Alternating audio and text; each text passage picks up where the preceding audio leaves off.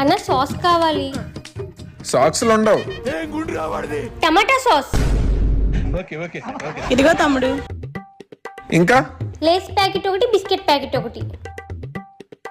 Bill ఇవ్వండి. Bill కూడానా? నా ఆస్తి కూడా రాసిచ్చేస్తా.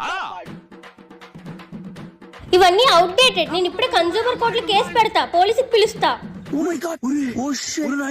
మీరు క్లైమాక్స్ లో కదా రావాలి. నాకు రిస్క్ లేకపోతే వెంటనే వస్తా. ఈ అమ్మాయి అబద్ధాలు ఆడుతుంది సార్. అవునవును, ముష్టముఖం దాన్ని ఎందుకే అబద్ధాలు ఆడుతున్నావు?